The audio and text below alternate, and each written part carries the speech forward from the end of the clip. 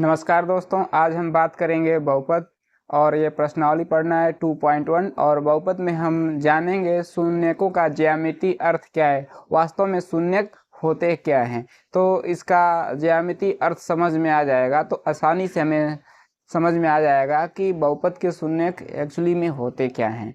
तो ज्यामितीय अर्थ जानने का मतलब होता है कि जो बहुपद है, चाहे रैखिक हो, द्विघाती हो, त्रिघाती बहुपद हो, उनका जब ग्राफ निकालेंगे तो समझ में आएगा वो ग्राफ कैसा है और उसके अनुसार हम जो है शून्य की अच्छी तरह व्याख्या कर सकेंगे। तो सबसे पहले हम देखेंगे रैखिक बहुपद। तो रैखिक बहुपद एक एग्जाम्पल ले करके समझाते हैं।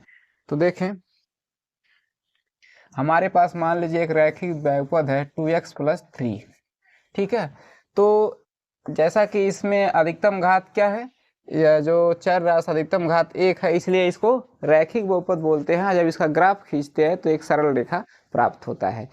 तो देखें, इसको हम px के बराबर अगर मान लें, ऐसे px = इतना, ठीक है। तो इसके ग्राफ निकालने के लिए हम क्या करेंगे, x का एक अलग अलग संख्या देंगे, अलग अलग संख्या रखेंगे, अलग अलग मतलब वास्तविक संख्याएं रखेंगे x का, तो px की अलग अलग वैल्यू निकलेगी और उन्हीं वैल्यूओं को लेकर के हम एक ग्राफ खींचेंगे। तो देखें, तो इसको हम मान लेते हैं यहाँ पे x और इसको मान लेते हैं px। तो देखें, और ऐसे हम बना दें यहाँ पे, और इसी px को हम y भी मान लें, y के बराबर मान लें, क्योंकि हमें ग्राफ खींचना है। तो एक x एक्सिस y एक्सिस, तो px वाले को हम क्या मान लेंगे, y। अब 9th में भी पढ़े होंगे आप, ग्राफ जो है ax + b का ग्राफ खींचना, तो कुछ ऐसे ही यहाँ ग्राफ प्राप्त होगा। तो जैसे हमने px माना वैसे उसी को हम y मान लें, कोई दिक्कत नहीं है। बस px y एक्सिस को जो है ना, हम px मानेंगे। जैसे ये होता है ना आपका x डैश एक्सिस और y डैश एक्सिस, तो हम इसको हम px y एक्सिस को ही हम px एक्सिस मान लेंगे और कोई दिक्कत नहीं है। बाकी सारा ऐसे ही होगा, तो इसीलिए हम y के बराबर ऐसे मान लिया है, तो कोई दिक्कत नहीं होना चाहिए। तो देखें, तो अगर हम x की वैल्यू 0 रखते हैं, देखिए यहाँ x की वैल्यू 0 रखेंगे तो ये पूरा टर्म 0 जाएगा, तो px की वैल्यू आपकी 3 आएगी। चलिए अब 1 रख लेते हैं, x की वैल्यू 1 रखेंगे तो ये 2 होगा, 2 3 5, इसकी वैल्यू आपको क्या मिलेगी, 5। अगर हम 2 रख लें इसकी वैल्यू, ठीक है, x की वैल्यू 2 रख लें तो 2 दूना 4 3 7, ये 7 मिल जाएगा। अब इसी तरह से देखें, अब हम माइनस में रखना चालू करें, अब आगे नहीं बढ़ना है। अब -1 रख लें, तो यहाँ -1 रखेंगे तो -2 हो जाएगा। -2 तो जैसे सॉल्व करके दिखा दे रहा हूँ, 2x की वैल्यू हम -1 रखेंगे, तो ऐसे रखेंगे ना, तो देखिए -2 + 3 तो क्या होगा, 1 आएगा, आएगा नहीं आएगा, 3 में से 2 गया 1, तो ये 1 हो जाएगा। अगर हम -2 रख लें, सपोज करिए यहाँ पे, तो 2 गुणे -2 और +3, तो -4 और +3, तो -1 आएगा। तो वैल्यू क्या आ गई, -1 आ गई। तो ये ध्यान देंगे। अब इन्हीं वैल्यूओं को लेकर के हम ग्राफ खींचेंगे। तो चलिए ठीक है, खींचते हैं, इसको इरेज कर देते हैं, मिटा देते हैं। तो देखें, अगर हम ग्राफ खींचना है तो 2 बिंदुओं की जरूरत पड़ती है, बीच में ये सारे मान अगर न लें तभी हो जाएगा, चाहे कोई 2 वैल्यू हम उठा करके ग्राफ खींच सकते हैं। तो हम खींचेंगे 2 वैल्यू लेकर के, ये 0, 3 और कोई एक वैल्यू ले लेते हैं -2, -1, इसको लेके ग्राफ खींचना होगा। क्योंकि अगर हम 2 और 7 लेंगे तो 7 के लिए ज़्यादा लंबा बनाना पड़ेगा। अभी क्लियर हो जाएगा, अभी देखिए, देखते रहिए, आपको समझ में आ जाएगा। तो ग्राफ यहीं खींचते हैं। ये रहा आपका x एक्सिस, और अब देखें, ये मान लीजिए ये y एक्सिस है, y डैश, और x, ये x और x डैश एक्सिस। अब देखिए, जैसे इसमें लिखते हैं मूल बिंदु होता है, तो इधर मान लीजिए धनात्मक होता है, 1 ये 2 3 4 ऐसे दिखा दें। इधर क्या है, उतने डिस्टेंस में -1 -2 -3 -4, इधर +1 +2 +3 ऐसे जो होगा +4 ऐसे ऊपर जाएगा। इसी तरह से यहाँ पे जो है -1 -2 -3, तो हम यहाँ पे दिखा दें, रिप्रेजेंट कर दें +1 +2 +3 +4 -1 -2 -3 -4 1 2 3 4 ऐसे जाता जाएगा। ये होगा आपका -1 -2 -3। तो देखें, अगर ये वैल्यू लेंगे 2 वाली, x की वैल्यू 2 लेंगे तो यानी px यानी y की वैल्यू 7, यानी उधर कहीं ऊपर बनाना पड़ेगा, तो नहीं ले रहे, जहाँ से हमारा काम चल जाए वही लेंगे। तो देखिए, तो हम कम वाली वैल्यू लेते हैं, ये वाली लेते हैं, x की वैल्यू -2, तो px यानी y की वैल्यू -1, तो x की वैल्यू -2 यहाँ है, ठीक है, और y की वैल्यू निगेटिव में क्या है, -1 यहाँ है। तो ये -2 और -1 कहाँ ऐसे आएंगे, तो देखिए समझिए, इधर ये x की वैल्यू -2 तो यहाँ मिलेगी, ठीक है, और px यानी y की वैल्यू कितनी है, -1, तो यहाँ मिलेगी माइनस वाला। तो इसके करस्पॉन्डिंग ऐसे आएंगे और ऐसे इसके करस्पॉन्डिंग आएंगे, तो कहाँ कट करेगा, यहाँ। तो इसका पॉइंट जो है आपका यहाँ मिलेगा, और ये जो होगा आपका होगा क्या होगा, -2 -1, एक पॉइंट ये मिटा देते हैं, ठीक।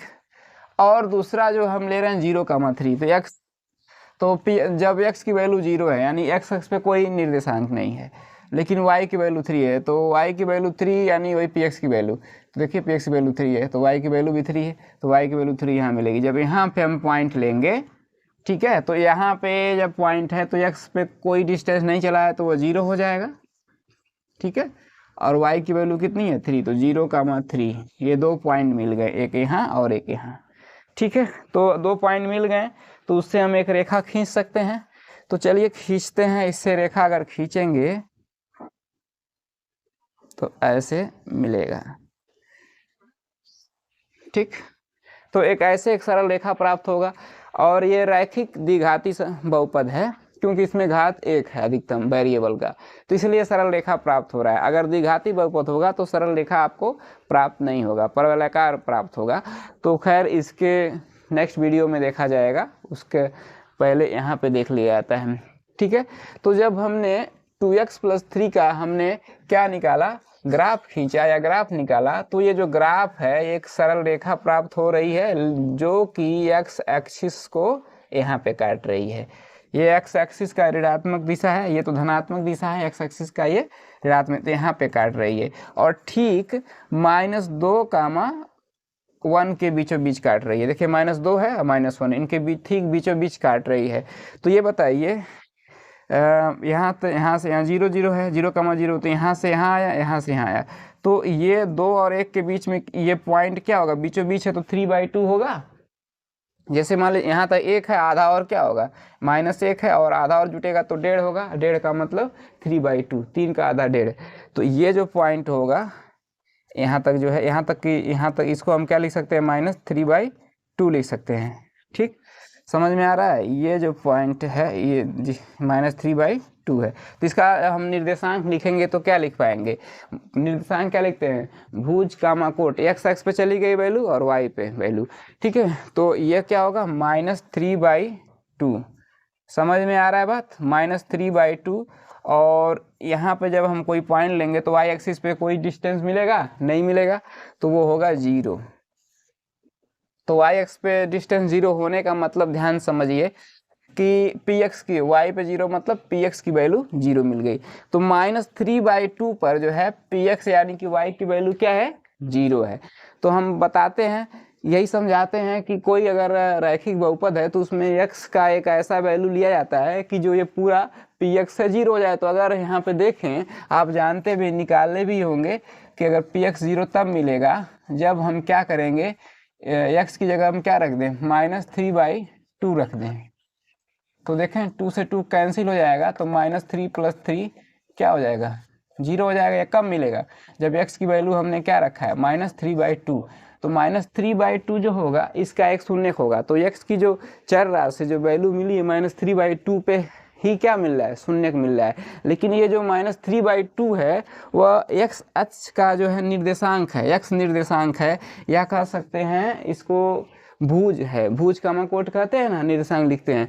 तो जो शून्यक होता है वह x अक्ष पर स्थित एक बिंदु होता है, या x अक्ष का निर्देशांक होता है, या x निर्देशांक कह सकते हैं, जो x अक्ष को एक बिंदु पे काटता है। और यहाँ पे किस बिंदु पे काट रहा है, -2, 0 पे काट रहा है।